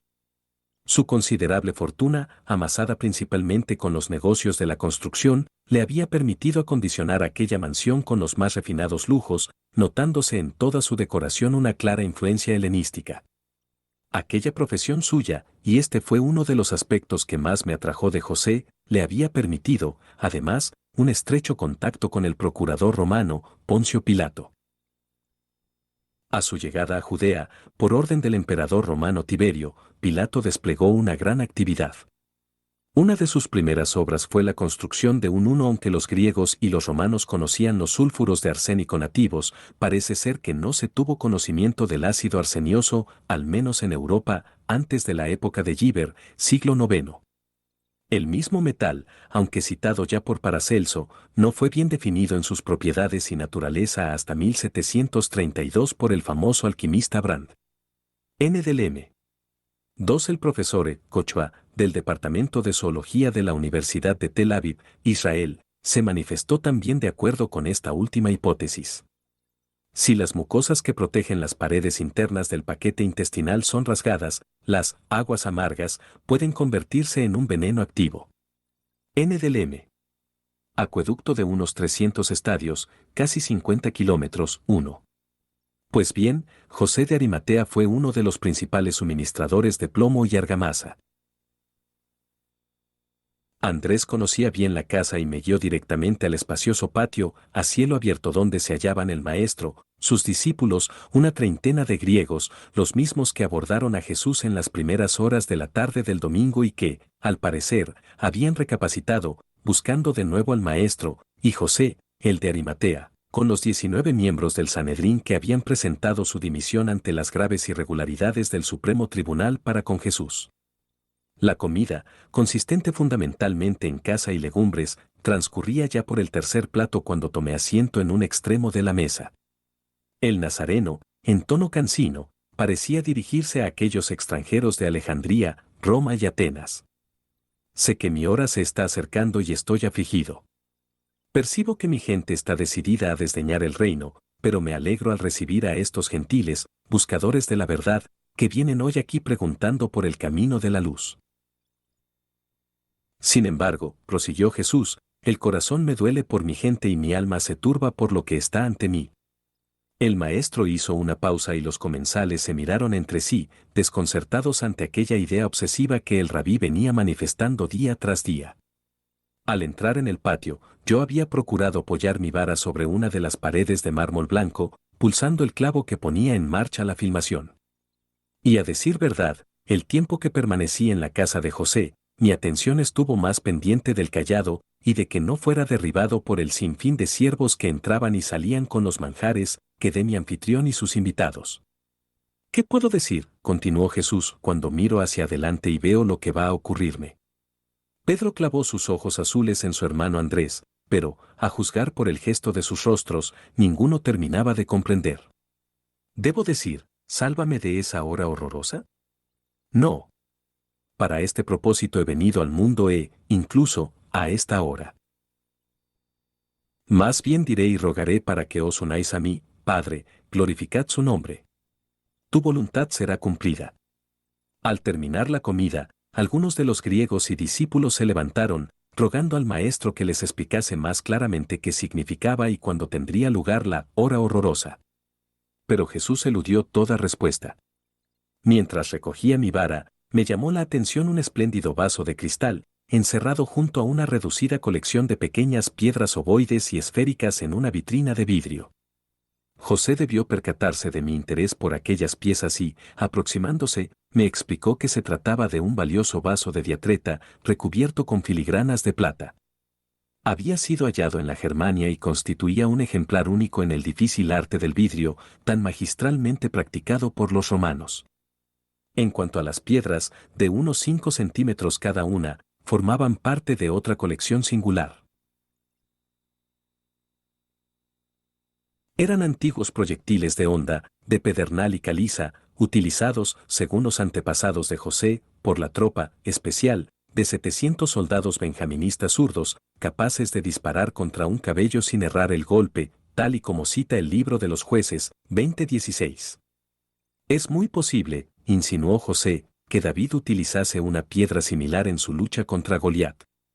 Aquel breve encuentro con el venerable José, que debería rondar ya los 60 años, fue de gran utilidad para los planes que Caballo de Troya había dispuesto para mí. Uno de mis objetivos, antes del anochecer del jueves, era justamente entablar contacto con el procurador romano en Jerusalén. Cuando le expuse mi deseo de celebrar una entrevista con Poncio Pilato, José se mostró dubitativo.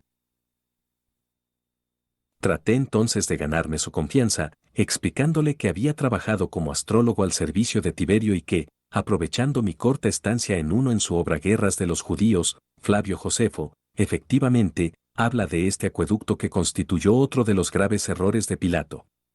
Sin el menor tacto político, el procurador mandó utilizar el tesoro que los judíos llamaban Corbonan para traer el agua. Aquello provocó una revuelta, pero Pilato actuó con energía, ordenando que sus soldados golpearan a los manifestantes con porras y palos, dando lugar a una gran mortandad. Recientes descubrimientos arqueológicos han demostrado que el acueducto en cuestión iba hasta el Monte de los Francos, en las cercanías de Belén, sobre el que se asentaba la fortaleza del Herodium. NDLM. Israel, sería de sumo interés para Pilato que pudiera conocer los graves acontecimientos señalados en los astros. José, tal y como yo esperaba, manifestó una aguda curiosidad y prometió concertar la entrevista para la mañana del día siguiente, miércoles, siempre y cuando él pudiera estar presente. Accedí encantado. Hacia las 2 de la tarde, Jesús se despidió de José, el de Arimatea, subiendo por las empedradas calles hacia el muro sur del templo. En el camino advirtió a sus amigos que aquel iba a ser su último discurso público. Pero sus hombres de confianza no hicieron comentario alguno.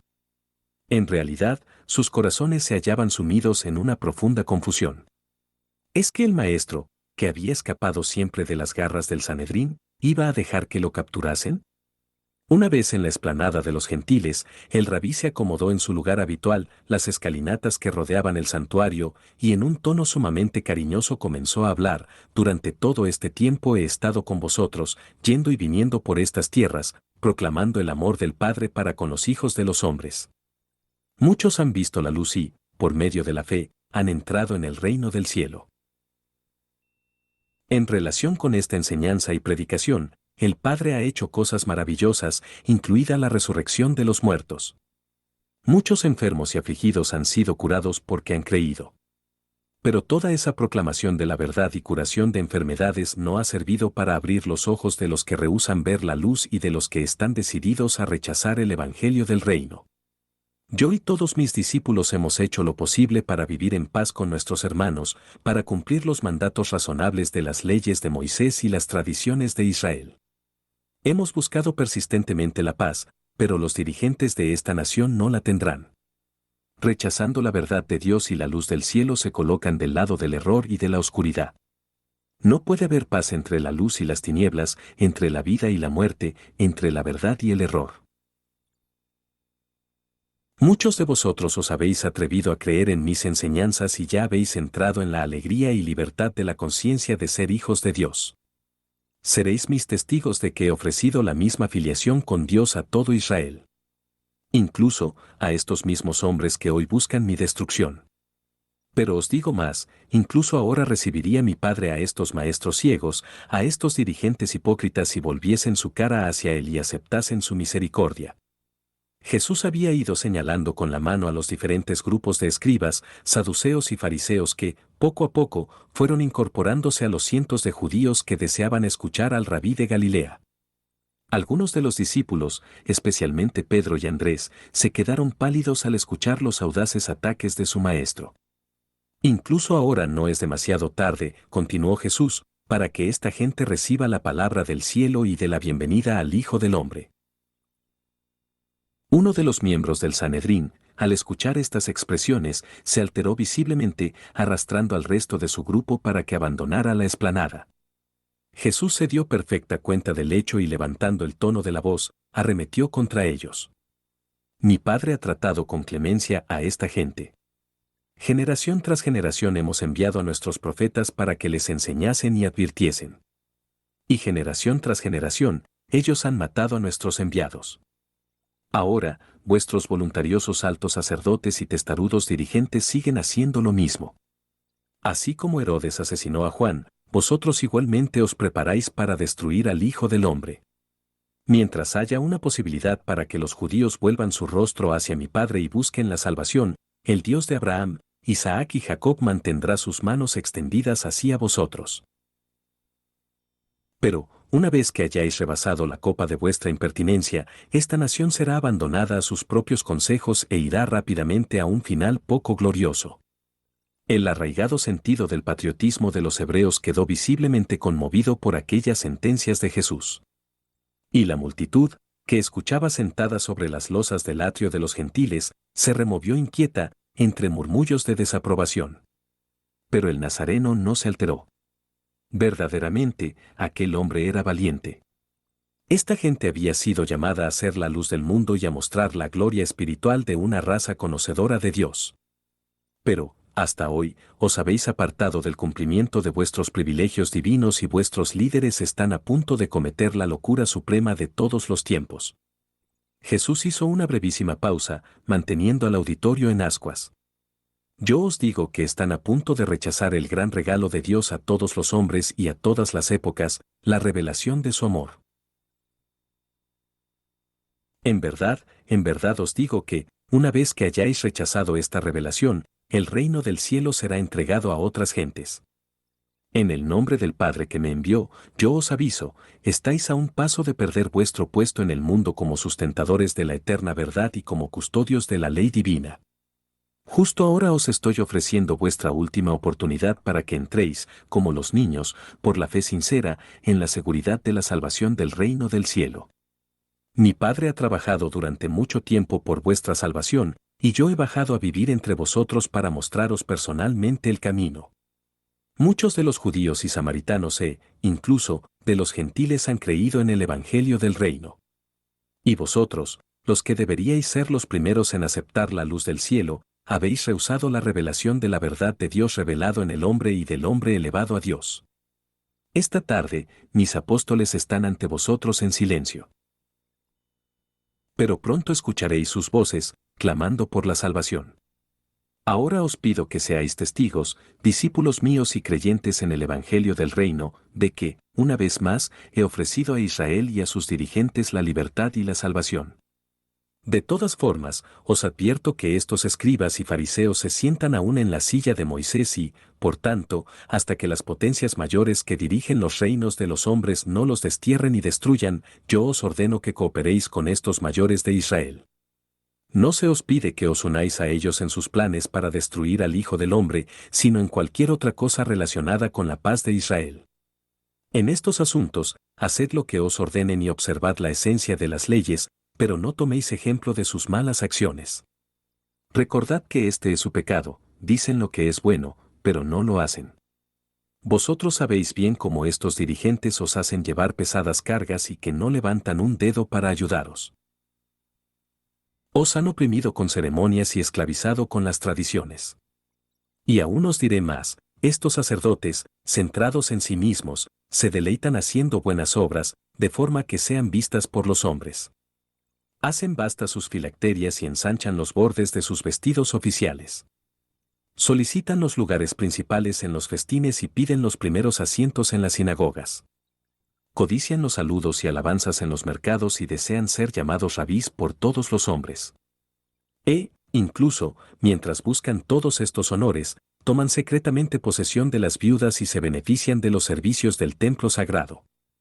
Por ostentación, estos hipócritas hacen largas oraciones en público y dan limosna para llamar la atención de sus semejantes. En aquellos momentos, cuando Jesús lanzaba sus primeros y mortales ataques contra los sacerdotes y miembros del Sanedrín, los apóstoles que se habían encargado de la instalación del campamento en la ladera del monte Olivete hicieron acto de presencia en la explanada, uniéndose al grupo de los discípulos. Fue una lástima que no hubieran escuchado la primera parte del discurso de Jesús. En especial, Judas Iscariote. A título personal creo que si el traidor hubiera sido testigo de aquellas primeras frases, ofreciendo misericordia, quizá hubiese cambiado de parecer. Pero, por lo que pude deducir en la tarde del miércoles, la última mitad de la plática del maestro en el templo fue decisiva para que aquel desertara del grupo.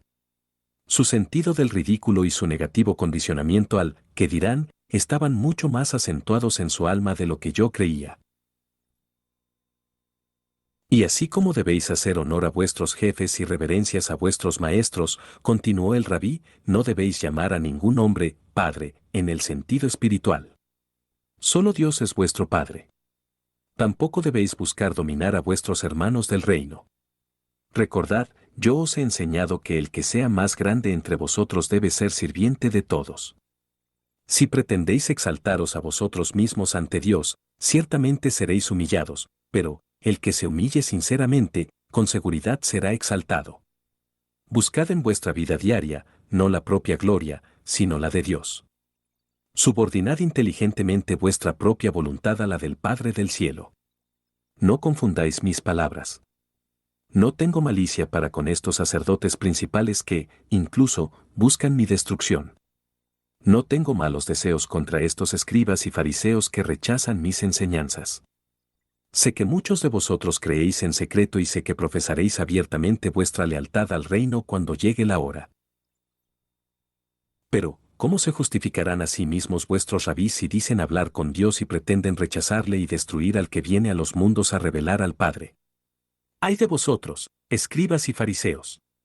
Hipócritas. Cerráis las puertas del reino del cielo a los hombres sinceros porque son incultos en las formas. Rehusáis entrar en el reino y, al mismo tiempo, hacéis todo lo que está en vuestra mano para evitar que entren los demás. Permanecéis de espaldas a las puertas de la salvación y os pegáis con todos los que quieren entrar. ¡Ay de vosotros, escribas y fariseos! Sois hipócritas. Abarcáis el cielo y la tierra para hacer prosélitos y, cuando lo habéis conseguido, no estáis contentos hasta que les hacéis 2 veces más malos que lo que eran como hijos de los gentiles. ¡Ay de vosotros, sacerdotes y jefes principales! Domináis la propiedad de los pobres y exigís pesados tributos a los que quieren servir a Dios. Vosotros, que no tenéis misericordia, podéis esperar la de los mundos venideros. ¡Ay de vosotros, falsos maestros! Guías ciegos. ¿Qué puede esperarse de una nación en la que los ciegos dirigen a los ciegos? Ambos caerán en el abismo de la destrucción. ¡Ay de vosotros, que disimuláis cuando prestáis juramento! Sois estafadores. Enseñáis que un hombre puede jurar ante el templo y romper su juramento, pero el que jura ante el oro del templo permanecerá ligado. Sois todos ciegos y locos. Jesús se había puesto en pie. El ambiente, cargado por aquellas verdades como puños que todo el mundo conocía pero que nadie se atrevía a proclamar en voz alta y mucho menos en presencia de los dignatarios del templo, se hacía cada vez más tenso. Nadie osaba respirar siquiera. Los discípulos, cada vez más acobardados, bajaban el rostro o miraban con temor a los grupos de sacerdotes. Pero el Nazareno parecía dispuesto a todo. Ni siquiera sois consecuentes con vuestra deshonestidad. ¿Quién es mayor, el oro o el templo? Enseñáis que si un hombre jura ante el altar, no significa nada. Pero si uno jura ante el regalo que está ante el altar, entonces permanece como deudor. Sois ciegos a la verdad. ¿Quién es mayor, el regalo o el altar que santifica al regalo? ¿Cómo podéis justificar tanta hipocresía y deshonestidad? ¡Ay de vosotros, escribas y fariseos! Os aseguráis de que traigan diezmos, menta y comino y, al mismo tiempo, no os preocupáis de los asuntos más pesados de la fe, misericordia y justicia. Con razón debéis hacer lo uno, pero sin olvidar lo otro. Sois ciertamente maestros ciegos y sordos. Rechazáis al mosquito y os tragáis el camello. ¡Ay de vosotros, escribas, fariseos e hipócritas! Sois escrupulosos para limpiar la parte exterior de la taza y de las fuentes, pero dentro permanece la mugre de la extorsión, de los excesos y de la decepción. Sois espiritualmente ciegos. Reconoced conmigo que sería mejor limpiar primero el interior de la taza. Entonces, lo que desbordase de ella limpiaría el exterior. Malvados réprobos. Hacéis que los actos exteriores de vuestra religión sean conformes a la letra mientras vuestras almas están empapadas de iniquidad y asesinatos. ¡Ay de vosotros, todos los que rechazáis la verdad y desdeñáis la misericordia! Muchos de vosotros sois como sepulcros blanqueados. Por fuera parecen hermosos pero, por dentro, están llenos de huesos de hombres y de toda clase de falta de limpieza. Aún así, vosotros, los que rechazáis a sabiendas el consejo de Dios, aparecéis ante los hombres como santos y rectos, pero, por dentro, vuestros corazones están inflamados por la hipocresía. ¡Ay de vosotros, falsos guías de la nación! A lo lejos habéis construido un monumento a los profetas martirizados por los antiguos, mientras que vosotros conspiráis para destruir a aquel de quien ellos hablaron. Adornáis las tumbas de los rectos y os halagáis a vosotros mismos diciendo que, de haber vivido en tiempos de vuestros padres, no hubierais matado a los profetas. Y con este pensamiento tan recto os preparáis para asesinar a aquel de quien hablaron los profetas, el Hijo del Hombre. Adelante, pues, y llenad hasta el borde la copa de vuestra condena. ¡Ay de vosotros, hijos del pecado! Juan os llamó en verdad los vástagos de las víboras. Y yo me pregunto, ¿cómo podéis escapar al juicio que Juan pronunció sobre vosotros? El Nazareno guardó unos segundos de silencio, mientras los miembros del Sanedrín, rojos de ira, iban tomando notas en los rollos o libros que solían portar en sus brazos. Aquel hecho me trajo a la mente otra realidad que, tal y como venía comprobando, resultaría lamentable. Ninguno de los apóstoles o seguidores de Jesús tornaba jamás una sola nota de cuanto hacía y, sobre todo, de cuanto decía su maestro. Dadas las múltiples enseñanzas del Rabí de Galilea y su considerable extensión, como el discurso que pronunciaba en aquellos momentos, iba a resultar poco menos que imposible que sus palabras pudieran ser recogidas en el futuro con integridad y total fidelidad. Era una lástima que ninguno de aquellos hombres se hubiera propuesto la importantísima misión de ir recogiendo las pláticas y hechos que protagonizó el Nazareno. Aquella misma noche, en el campamento del Olivete, tendría ocasión de comprobar que no estaba equivocado en mis apreciaciones personales. Pero yo os ofrezco en nombre de mi Padre misericordia y perdón. Incluso ahora, añadió Jesús en un tono más suave y conciliador, os ofrezco mi mano. Mi Padre os envió a los profetas y a los sabios. A los primeros los matasteis y a los segundos los perseguís. Entonces apareció Juan, proclamando la venida del Hijo del Hombre y a él le destruisteis, a pesar de que muchos habían creído en sus enseñanzas. Y ahora os preparáis para derramar más sangre inocente. Comprendéis que llegará un día terrible en el que el juez de toda la tierra os pedirá cuentas por la forma en que habéis rechazado, perseguido y destruido a estos mensajeros del cielo. Comprendéis que debéis rendir cuenta de toda esta sangre honrada, desde el primer profeta, asesinado en los tiempos de Seceraí entre el santuario y el altar. Y yo os digo más, si proseguís con esta conducta malvada, esa cuenta puede ser exigida, incluso, a esta misma generación. Oh, Jerusalén e hijos de Abraham. Vosotros, que habéis apedreado a los profetas y asesinado a los maestros, incluso ahora reuniría a vuestros hijos como la gallina reúne a sus polluelos bajo sus alas, pero no queréis. Ahora os voy a dejar. Habéis oído mi mensaje y tomado vuestra decisión. Los que han creído en mi evangelio están salvados. Los que habéis elegido rechazar el regalo de Dios no me veréis más enseñar en el templo. Mi trabajo está hecho. Tened cuidado ahora. Yo sigo con mis hijos y vuestra casa queda desolada. Las crudas denuncias de Jesús de Nazaret habían cerrado toda posibilidad de reconciliación con los dirigentes del Sanedrín y de la clase sacerdotal de Jerusalén. Al terminar sus palabras, el maestro ordenó a sus discípulos que le siguieran y todos salimos del templo, en dirección al campamento del Olivete. Pero en el ambiente de la ciudad santa quedó flotando una pregunta: ¿qué suerte le aguardaba al rabí de Galilea? Cuando nos disponíamos a salir, uno de los 12, Mateo, que recordaba la profecía de su maestro en la cima del monte de las aceitunas, se aproximó a Jesús y señalándole los pesados sillares de la muralla del templo, le comentó con evidente incredulidad: Maestro, observa de qué forma está construido esto. Mira las piedras macizas y los hermosos adornos.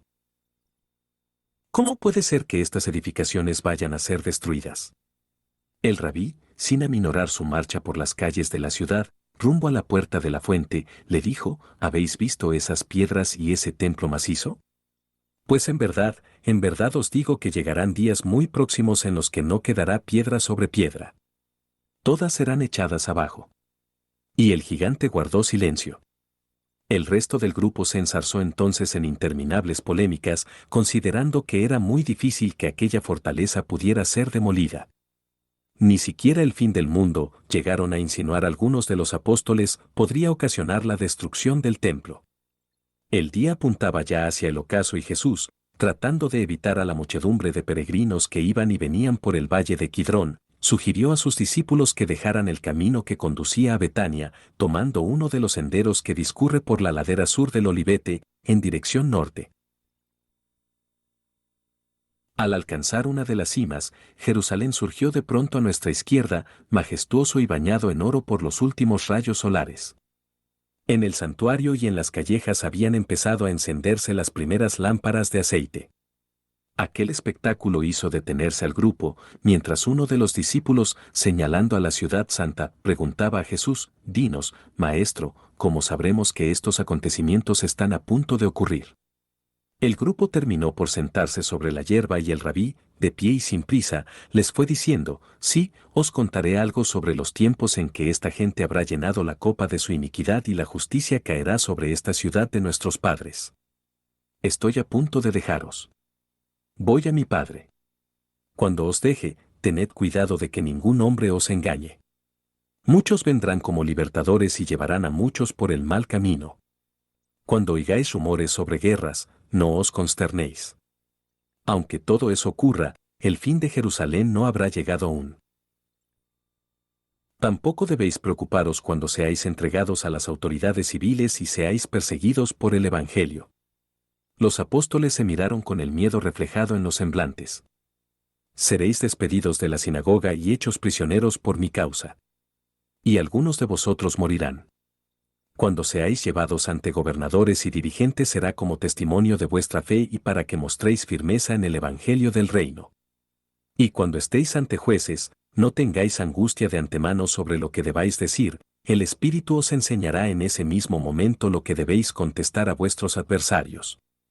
En esos días de dolor, incluso vuestros parientes, bajo la dirección de aquellos que han rechazado al Hijo del Hombre, os entregarán a la prisión y a la muerte. Por cierto tiempo seréis odiados por mi causa, pero, incluso en esas persecuciones, no os abandonaré. Mi espíritu no os dejará desamparados. Sed pacientes. No dudéis que el Evangelio del Reino triunfará sobre todos los enemigos y, a su tiempo, será proclamado por todas las naciones. El maestro guardó silencio mientras miraba a la ciudad. Y yo, sentado con los demás, quedé maravillado ante la precisión de aquellas frases. Ciertamente, 40 años más tarde, cuando las legiones de Tito cercaron y asolaron Jerusalén, ninguno de los apóstoles se hallaba en la ciudad. De no haber sido advertidos por el maestro, hubiera sido más que probable que algunos, quizá, hubieran perecido o hechos prisioneros. El silencio fue roto por Andrés: pero maestro, si la ciudad santa y el templo van a ser destruidos y si tú no estás aquí para dirigirnos, ¿cuándo deberemos abandonar Jerusalén? Jesús, entonces, procuró ser extremadamente claro y preciso: podéis quedaros en la ciudad después de que yo me haya ido, incluso en esos tiempos de dolor y amarga persecución. Pero, Cuando finalmente veáis a Jerusalén rodeada por los ejércitos romanos tras la revuelta de los falsos profetas, entonces sabréis que su desolación está en puertas. Entonces debéis huir a las montañas. No dejéis que nadie os detenga ni permitáis que otros entren. Habrá una gran tribulación. Serán los días de la venganza de los gentiles. Cuando hayáis huido de la ciudad, esa gente desobediente caerá bajo el filo de las espadas de los gentiles. Entretanto os aviso, no os dejéis engañar. Si algún hombre viene a deciros, mira, este es el libertador, o mira, aquí está él, no le creáis. Saldrán muchos falsos maestros y otros serán llevados por el mal camino. No os dejéis engañar. Ya veis que os lo he advertido de antemano. Qué rotundas y proféticas sonaron aquellas palabras en mis oídos. Los apóstoles y discípulos no podían sospechar siquiera la sublime realidad de aquella profecía. Para cualquiera que haya estudiado, aunque solo sea someramente, la aproximación de los ejércitos romanos a Jerusalén poco antes de la luna llena de la primavera del año 70, la advertencia del Maestro tiene que resultar lapidaria. Tal y como acababa de anunciar el Galileo, Israel se convertiría en un infierno entre los años 66 y 70. En aquel tiempo, el partido de los Seleuts o fanáticos, armados hasta los dientes, terminaron por sublevar a toda la comunidad judía. En mayo del año 66, la guarnición romana es arrollada como consecuencia de la petición del procurador Floro, que exigió 17 talentos del tesoro del templo. Los judíos toman Jerusalén y prohíben el sacrificio diario en honor al emperador. Aquello colma la paciencia de Roma, que envía una legión a las órdenes del gobernador de Siria, Cestio Gallo. Pero las revueltas han encendido el país y los romanos se ven obligados a retirarse. La nación judía se prepara para la guerra. Fortifica sus ciudades, siendo nombrado generalísimo de sus ejércitos el que después sería historiador, Flavio Josefo. Y, en efecto, Nerón confía 3 legiones a Tito Flavio Vespasiano, quien, acompañado de su hijo Tito, cae sobre Galilea, machacándola. Pero Nerón se suicida y Tito Flavio tiene que regresar precipitadamente a Roma. Su hijo se encargaría de ultimar la gran venganza de Roma. Los hebreos quedan sobrecogidos al ver pasar hacia Jerusalén miles de soldados, pertenecientes a las legiones quinta, décima, decimosegunda y decimoquinta, acompañados de fuerzas de caballería y tropas auxiliares, así como un pesado equipo de asalto y demolición. En total, 80.000 hombres que, tal y como profetizó Jesús en el año 30, fueron tomando posiciones y cercando la ciudad santa. Jerusalén, repleta de peregrinos, se ve sometida a fuertes tensiones internas, a la locura de súbitas apariciones de libertadores que tratan de arrastrar a las masas y al miedo. Pero, para cuando los hombres de Tito comienzan los ataques, los apóstoles de Jesús, que recordaron aquellas palabras pronunciadas en la tarde del martes 4 de abril del año 30, frente a Jerusalén, ya habían escapado de la ciudad. Pocos meses después, la artillería romana, capaz de arrojar piedras de un quintal de peso a 185 metros de distancia, arrasaría Jerusalén, no dejando piedra sobre piedra. Pedro, a pesar de su buena voluntad, no parecía comprender lo que Jesús les estaba anunciando. Por sus comentarios deduje que asociaba aquella destrucción con el fin del mundo y no con la caída de Jerusalén. Al formular su pregunta al rabí me convencí plenamente. Pero maestro, apuntó Pedro, todos sabemos que estas cosas pasarán cuando los nuevos cielos y la nueva tierra aparezcan. ¿Cómo sabremos entonces que tú vienes para traer todo esto? El gigante le miró con infinita compasión, comprendiendo que su fogoso amigo no había captado su mensaje. Y le dijo, Pedro, siempre yerras porque siempre tratas de relacionar la nueva enseñanza con la vieja. Estás decidido a malinterpretar mi enseñanza. Insistís en interpretar el Evangelio de acuerdo con vuestras creencias establecidas. Sin embargo, trataré de explicaros. ¿Por qué sigues buscando que el Hijo del Hombre se siente en el trono de David y esperas que se cumplan los sueños materiales de los judíos? Las cosas que ahora aprecias van a finalizar y será un nuevo comienzo, a partir del cual el Evangelio del reino llegará a todo el mundo. Cuando el reino llegue a su pleno cumplimiento, estad seguros de que el Padre del cielo no dejará de visitaros. Y así seguirá mi Padre manifestando su misericordia y mostrando su amor, incluso a este oscuro y malvado mundo. Y así, después de que mi Padre me haya investido de todo poder y autoridad, yo también seguiré vuestros destinos, guiándoos en los asuntos del reino con la presencia de mi Espíritu, que pronto será vertido sobre toda la carne.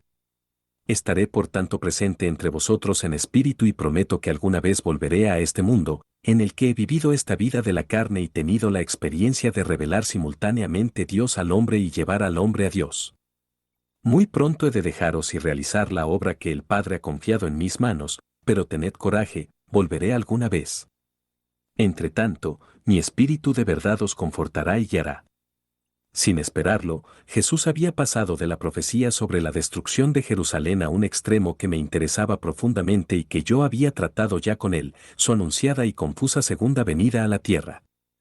Así que todos mis sentidos se centraron en aquellas palabras, tan mal interpretadas y peor transmitidas en el futuro por sus seguidores. Ahora me veis en la debilidad y en la carne. Pero, cuando vuelva, remachó el rabí desviando su mirada hacia mí, será con poder y espíritu. El ojo de la carne ve al Hijo del Hombre en carne, pero solo el ojo del Espíritu contemplará al Hijo del Hombre glorificado por el Padre y apareciendo en la tierra con su propio nombre. Pero los tiempos de la reaparición del Hijo del Hombre solo son conocidos por los consejos del paraíso. Ni siquiera los ángeles saben cuándo ocurrirá esto. Sin embargo, debéis comprender que, cuando este Evangelio del Reino haya sido proclamado por todo el mundo para la salvación de los hombres y cuando la plenitud de la época haya llegado, el Padre os enviará otro otorgamiento de designación divina, o el Hijo del Hombre volverá para cerrar la época al escuchar aquellas revelaciones quedé perplejo. Y tentado estuve de tomar la palabra e interrogar a Jesús sobre ese misterioso cierre de una época. Sin embargo, mi condición de estricto observador me mantuvo al margen de la conversación. Y ahora, en relación con el dolor de Jerusalén, en verdad os digo que ni esta generación transcurrirá sin que se cumplan mis palabras. En cuanto a la nueva venida del Hijo del Hombre, nadie en la tierra ni en el cielo puede pretender hablar. Como si el rabí hubiera leído mis pensamientos, prosiguió con estas palabras. Debéis ser sabios en relación con la madurez de una época, debéis estar alerta para discernir los signos de los tiempos. Sabéis que cuando la higuera muestra sus tiernas ramas y adelanta sus hojas, el verano está cerca. De igual forma, cuando el mundo haya pasado el largo invierno de la mentalidad material y veáis la venida de la primavera espiritual, entonces debéis saber que ha llegado el verano para mi nueva visita. De todas las enseñanzas del Nazareno, ninguna, en mi opinión, resultó tan confusa como aquella para las mentes de sus apóstoles y simpatizantes.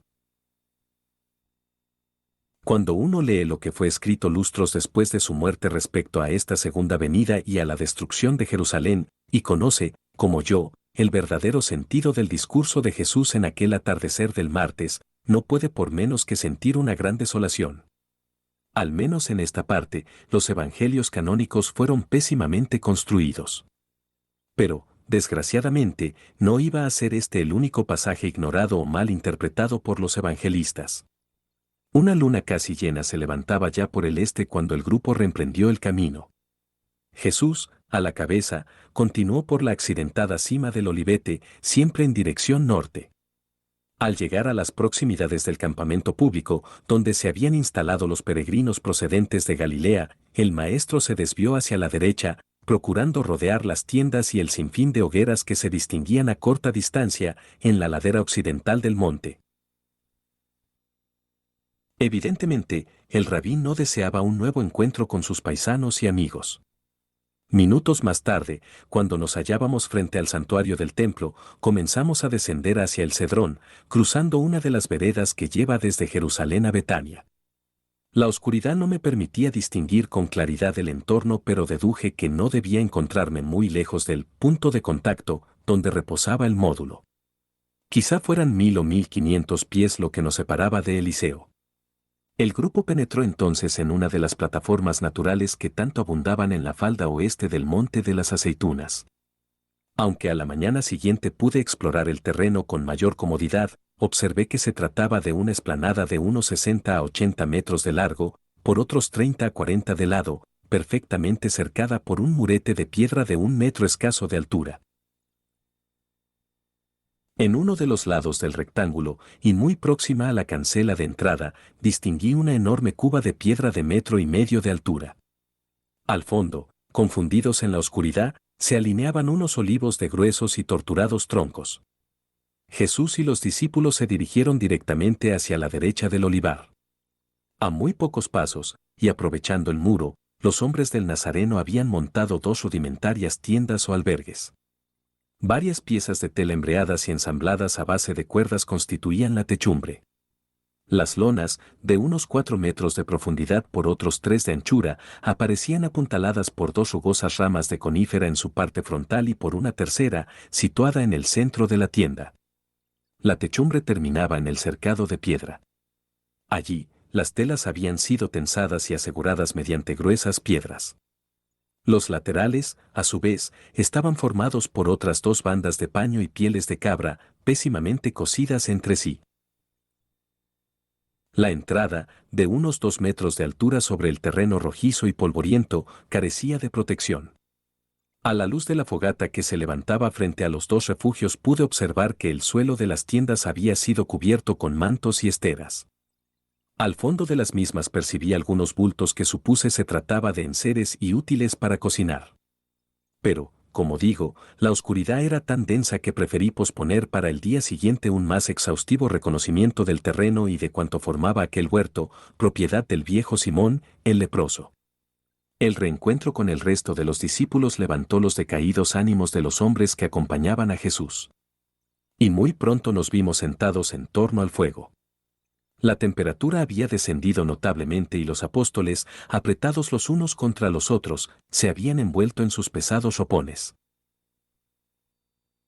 Allí, entre los reflejos rojizos de las ramas de nogal e higuera, de las que Felipe, el encargado de los suministros, había hecho abundante acopio, chisporroteando bajo un cielo estrellado, conocí por primera vez a un muchachito de unos 12 o 13 años, de cabeza rapada y acusadas ojeras, que no pronunció una sola palabra y que seguía las enseñanzas y gestos del maestro con un interés y devoción como no había visto hasta ese momento. Su nombre era Juan Marcos e iba a jugar un importante papel en las ya próximas horas del jueves. La conversación de Jesús con sus apóstoles mientras regresábamos al campamento de Getsemaní trascendió de inmediato entre los discípulos y, muy a pesar del rabí, el asunto de su partida no tardó en aparecer en mitad de aquellos hombres rudos y lentos de pensamiento. Tomás, tomando la palabra, se dirigió al maestro, preguntándole, puesto que vas a volver para terminar el trabajo del reino, ¿cuál debe ser nuestra actitud mientras estés fuera, en los asuntos del Padre? Jesús, sentado al otro lado de la hoguera, jugueteaba con un palo, removiendo la candela. Aquellas altas llamas daban a su rostro una extraña majestad. Con una paciencia envidiable, el nazareno miró a Tomás por encima del fuego, respondiéndole, ni siquiera tú, Tomás, aciertas a comprender lo que he estado diciendo. ¿No os he enseñado que vuestra relación con el reino es espiritual e individual? ¿Qué más debo deciros? La caída de las naciones, la rotura de los imperios, la destrucción de los judíos no creyentes, el fin de una época incluso, el fin del mundo, que tienen que ver con alguien que cree en este Evangelio y que ha cobijado su vida en la seguridad del reino eterno. Vosotros, que conocéis a Dios y creéis en el Evangelio, habéis recibido ya la seguridad de la vida eterna. Puesto que vuestras vidas están en manos del Padre, nada os debe preocupar. Los ciudadanos de los mundos celestiales, los constructores del reino, no deben preocuparse por las sacudidas temporales o perturbarse por los cataclismos terrestres. ¿Qué os importa a vosotros si las naciones se hunden, las épocas finalizan o todas las cosas visibles caen, si sabéis que vuestra vida es un regalo del Hijo y que está eternamente segura en el Padre? Habiendo vivido la vida temporal con fe y habiendo entregado los frutos del Espíritu como prueba de servicio por vuestros semejantes, podéis mirar adelante con confianza. Cada generación de creyentes debe llevar adelante su obra, con vistas al posible retorno del Hijo del Hombre, exactamente igual a como cada creyente particular lleva adelante su vida, con vistas a la inevitable y siempre pronta muerte natural. Cuando os hayáis establecido como hijos de Dios, nada más debe preocuparos. Pero no os equivoquéis. Esta fe viva pone de manifiesto, cada vez más, los frutos de aquel divino espíritu que fue inspirado por primera vez en el corazón humano. El que hayáis aceptado ser hijos del reino celestial no os salvará de conocer el rechazo persistente de esas verdades que tienen que ver con los frutos progresivos espirituales de los hijos encarnados de Dios. Vosotros, que habéis estado conmigo en los asuntos del Padre en la tierra, podéis, incluso, abandonar ahora ese reino. Si veis que no os gusta la forma del servicio de la humanidad al Padre, como individuos y como creyentes, oídme mientras os digo una parábola. Sin querer, al escuchar aquellas últimas frases de Jesús, desvié mi mirada hacia Judas Iscariote. El hombre que ya había desertado en su corazón seguía las palabras de su maestro con una frialdad que me produjo escalofríos. Hubo cierto hombre, prosiguió el Nazareno, que, antes de marchar para un largo viaje a otro país, llamó a todos sus sirvientes de confianza y les entregó todos sus bienes. A uno le dio 5 talentos uno, a otro 2 y al tercero, 1. A todos les confió sus bienes, según